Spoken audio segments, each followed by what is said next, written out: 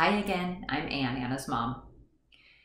So we continue today with story number 12 of Anna's journey, and we left off last week with her just coming out of the surgery to have the skull bones removed from her head on either side, the bilateral craniotomy, to hopefully allow her brain to swell and save her life. So, and again, we did not know whether this would save her life.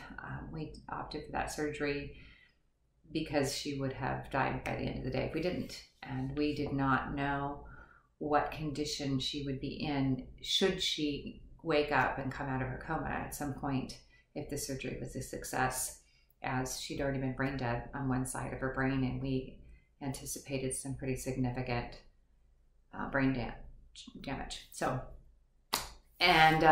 So we just waited, and she remained in a coma, and her vital signs remained all messed up. There were problems with her blood pressure and her heart rate going up and down in ways that they were having a hard time controlling. Her kidneys were still shut down. Her veins and arteries were still not working properly. She's still on the ventilator. She was on full life support in the ICU at this point. We just didn't know whether she was going to live or not, and if she did, what kind of quality of life she would have. So unfortunately, more things kept going wrong. She started a fever about the day after, if I recall, the craniotomy surgery, and she just was doing poorly again. She was swelling like crazy. And a couple of days after the surgery, I recognized that her right foot, was cooler than the rest of her body. It was cold. It didn't look good. It was starting to actually even discolor a little bit. And I called that to the doctor who was on duty at that time. I called that to his attention. He didn't seem to be worried about it, or didn't catch the attention. He didn't take me seriously, or they were just so busy trying to figure out other things. They were already trying to figure out why she was spiking these crazy fevers, and her white blood cell count was just through the roof. They knew she had an infection, but they couldn't figure out why, where, and what to do about it just yet. So while we were waiting for the cultures for this blood test and that they were doing to figure out the infection, her foot got cold, and another day or two went by, and then the bottom of her leg was cold as well, and it was really starting to discolor. So they took her into surgery. I think so. She had the accident on a Tuesday, and this was on a Friday. Craniotomy was on Wednesday, so yes, this was Friday. And there were about 65 people at the hotel, at the hospital. I called it a hotel a lot while I was there because I kind of lived there. And it was a big deal. We knew she had a blood clot in the leg. We didn't know what was going to happen with that. We thought they were just going to go in and remove the clot and everything was going to be well. The surgery, if I recall, was supposed to take not very long, hour and a half, 2 hours, maybe 2.5. It took a lot longer than that. And that was worrisome. That was very worrisome. So we had all these people at the, right there in the lobby, crowding up the lobby, the ICU floor at Overlake Hospital. Wonderful, beautiful people praying for Anna, providing tremendous comfort and support to her dad and myself and her sisters and everybody else. In fact, it was just wonderful. We'd had people spend the night there with Bill and I. Bill's sisters, wonderful people. They stayed overnight, and then one of them, she was getting up to go to work the next morning far away, but just there with us. My niece, Mary O, she stayed the night with me and took care of me a couple of nights, and it was just wonderful. So we were feeling all of this love. We were absolutely devastated by the accident, and I was more worried than I've ever been in my entire life. So it was really, really helpful to have all those people there. I just couldn't believe it. And so anyway, several hours later, after she went into surgery, the surgery team finally comes out. They get off the elevator from a different floor, and it's her surgeon and this assisting surgeon and a couple of other nurses. As soon as they get off that elevator, Bill, Anna's dad, and I were right there.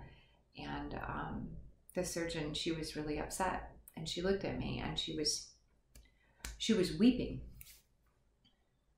She said, "I'm really sorry. I'm really sorry. I did everything I could, but I cannot save her leg. She's going to lose her leg from the knee down." We went in and got the clot out that was caused by the port that they'd had to put in. They'd had to put a port in her groin and one in her neck because her veins and arteries had shut down. So anyway, she worked as hard as she could for as long as she could, trying to restore blood flow to her leg and her foot. And she said that the veins are just disintegrating in there, and she kept putting stents in and trying to repair, and stents and trying to repair, but she said it was like the tissue was falling apart and disintegrating. And so yeah, if she lived, she was going to lose her leg from the knee down. And here we were in the hospital. I mean, it had been 3 or 4 days. We didn't know how long it was going to be. It was very surreal. I hadn't been home except for once to go pick up like a toothbrush and some clothes. My girlfriends had brought me things from the house. I'd been staying in the hospital at this point, as well as Anna's dad and some of these other people. We didn't know what was going to happen with Anna, and we weren't really thinking too far ahead, being in the moment. I mean, geez, we were really in the moment there.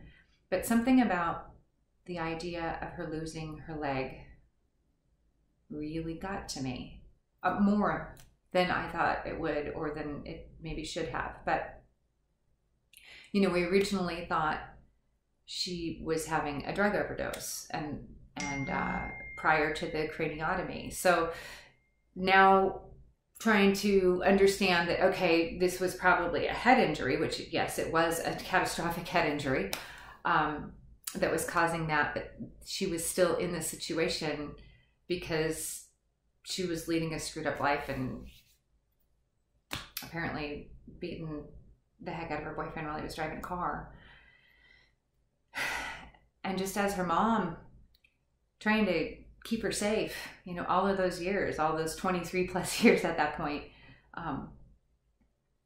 some really difficult, challenging teenage years, and just working so hard to provide good, healthy food and all the right choices and be a good mom to keep her safe and intact. And it just really hit me that I can't. She could do anything she wanted with that body and that life. And I'd worked so hard to keep her healthy and intact. And here we were with her life hanging in the balance. And if she lived, that leg, that little right foot, that little baby foot that I'd held in my hands and that I'd put socks on and that I'd taught to tie a shoe on, and it was going to be gone. And I'm not proud of this. I was so angry at her. I was so angry that we were all in this situation, that my poor mother was worrying the way she was about Anna, and that my nieces were there, and my sister and brother-in-law and her sisters, to see the fear and the pain. I mean, 2 days before that, we were in a room saying goodbye to her. And I guess I thought she was making a choice about how to live her life at that point. And maybe she was and maybe she wasn't, but I was really mad. I was really angry with her about what happened. And I started to lose it. I could feel my emotions building up. I'd been positive and I'd been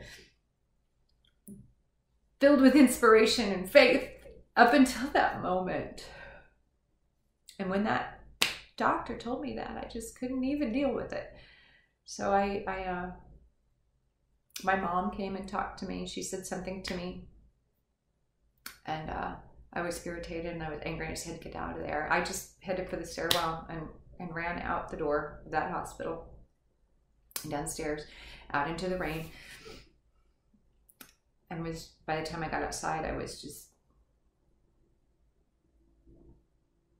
probably looked like I had Tourette's syndrome. Not my finest hour. I stomped up and down the street in front of the hospital, just saying all of the things I wanted to say to, nobody. And stomping up and down in the rain.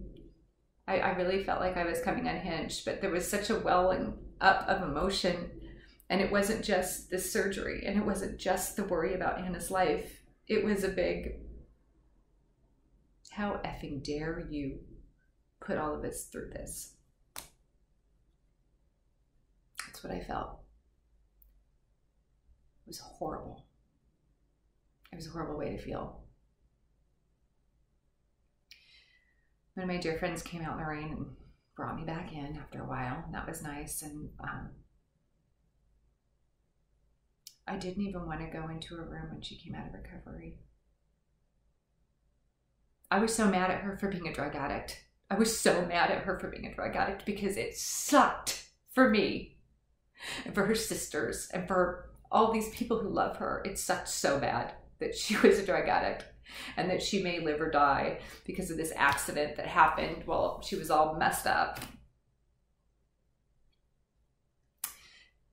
I see things very differently now than I did then, but that's where I was, and we're sharing with you what was real in the hopes that any other families or parents out there that watch this and are worried about their kids going through the same thing, or are worried about what's going on, man, if you're having unflattering emotions about your child, I get it.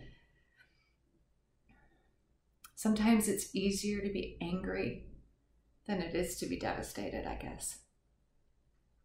But I was angry. And later that night I did, when things quieted down at the hospital, I went into her room and she was in a coma, which was good at that point.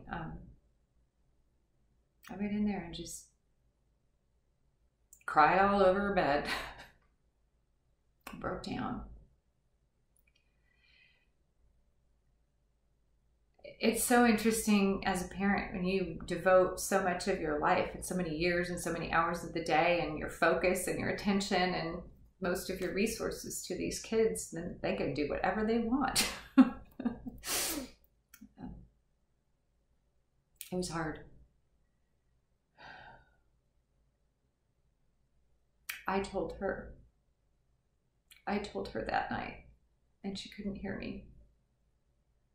I told her that if she was going to die, to please just do that and get on with it, but not to drag this out for months. So my mom would get so stressed out she'd have a stroke or something. At that point, I owned and ran a weight loss clinic.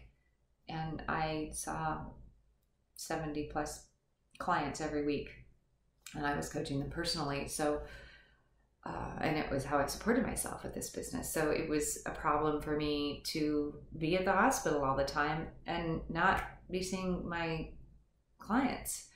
I didn't have any income going. I had some lovely, lovely friends who were pinch hitting for me and trying to coach for me and run my business. And I just looked at them and I'm like, this is not sustainable. We can't just live here at the hospital for the next however long, waiting for you to live or die. I so badly wanted her to live. But I didn't want her to live like she had anymore because it was horrible. I mean, it was horrible. I was afraid for her and of her prior to the accident.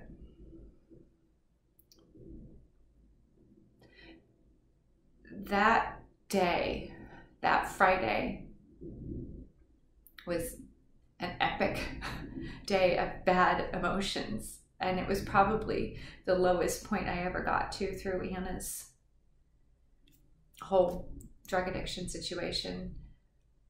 It's the time I'm least proud of. There are other times I'm not proud of, but if I could do it over and do it better, that would be really nice. But the good news is she was in a coma for the whole thing. I didn't want her to die. I just didn't want to live in that limbo space where everybody's life is on hold and that high level of stress for a really long time just to have her die. So maybe she heard me, I don't know. She doesn't remember any of it, but that was part of that day. And there are more days to come. Thank you so much for listening. We truly hope that our experience helps, because we feel like Anna now has the help she needs, and it's taken us a long while to figure out what that is and how it works. So hopefully our story helps you relate, or somebody that you know, because you may think your situation's just too crazy or too hard or too messed up. And I'm here to tell you, it's not. It's not. So that's very good news. Anyway, thank you so much again for joining us on this journey. And we look forward to being back with you again next week. Bye-bye.